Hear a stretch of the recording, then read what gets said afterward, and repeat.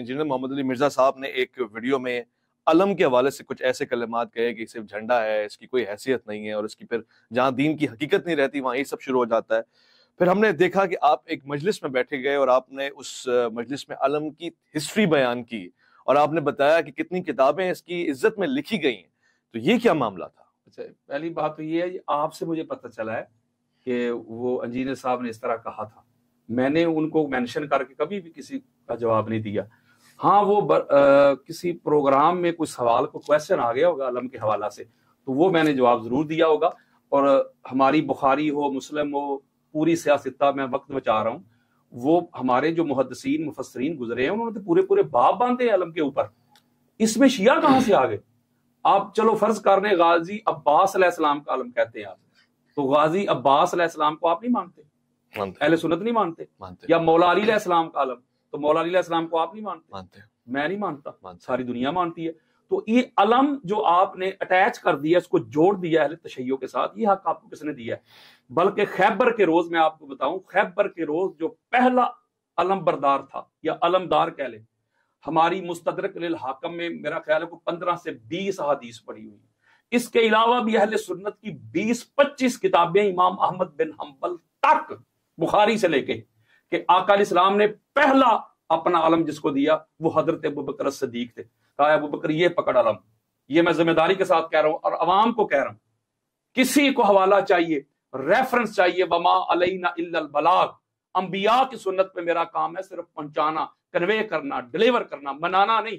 آقا علیہ السلام نے سیدنا صدیق اکبر کو دیا، یہ پکڑو، علمدار بن جاؤ، علم بردار بن جاؤ، کمانڈر بن جاؤ، جاؤ جا کے حملہ کرو. اب حضرت ابوبکر صدیق علم لے کے گئے، حملہ کیا. مرب صاحب آئے، لشکر واپس تشریف لے آیا. میں ادب کے زمرے میں یہ بات کر رہا ہوں، کتاب میں ایسے نہیں لکھا. پھر اگلے دن آقا علیہ السلام نے علمدار چینج کر دیا. حضرت عمر بن خطاب کو علم دیا، آپ حملہ کریں، کمانڈر بن کے جائیں، جرنیل بن کے جائیں، سپاہ سالار بن کے جائیں. آپ نے حملہ کیا، مرب صاحب آئے، لشکر واپس. اور جو کنورسیشن کرتے ہوئے لشکر واپس آیا ہے، جو اہل سنت کی کتابوں میں لکھا ہے، ویس بھائی میرا قصور یہ ہے کہ میں ببانگے دوہل حق بات بتاتا ہوں اور سنیت بتاتا ہوں، کہتا ہوں وہی بات سمجھتا ہوں جسے حق. نے ابلہ مسجد ہونا تہذیب کا فرزند، اپنے بھی خفا مجھ سے ہیں بیگانے بھی ناخوش، میں زہر حلاہل کو کبھی کہہ نہ سکا کند. مشکل ہے کہ بندہ حق دین و حق اندیش خشاک کے پودے کو کہے کوہ دماوند.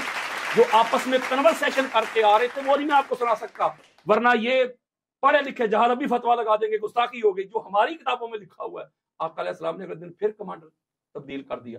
ہر روز کرتے گئے کرتے گئے کرتے گئے. اور اگلی بات سن لے، جب آقا علیہ السلام نے فرمایا نا بس ختم، اب کل علم مرد کو دوں گا جس کے ہاتھ پہ اللہ فتح دے گا، جو اللہ اور اللہ کے رسول سے محبت کرتا ہے، اللہ اور اللہ کا رسول اس سے محبت کرتا ہے. جملہ دینے لگا ہوں میں. تو صحابہ کہتے ہیں کہ ساری رات ہم دعائیں کرتے رہے.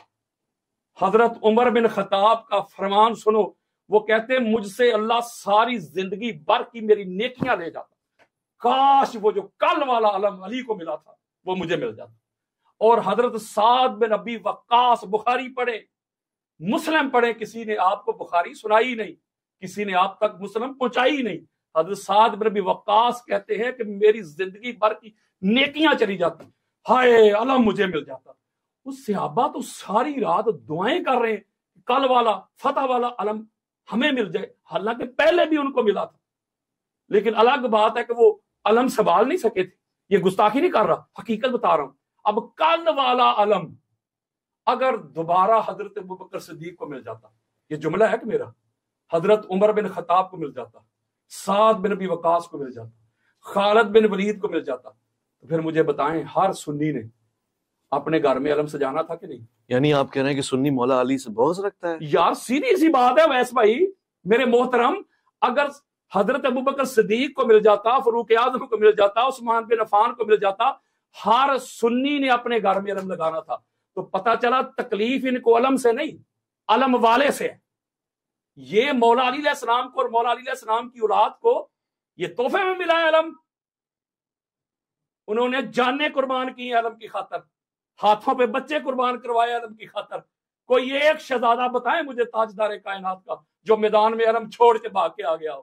انہوں نے تن من دن لٹایا ہے، انہوں نے بچے قربان کروائے ہیں، پھر جا کے وہ علم کے دعوے دار بنے ہیں۔ علم تو ہمارا ہے،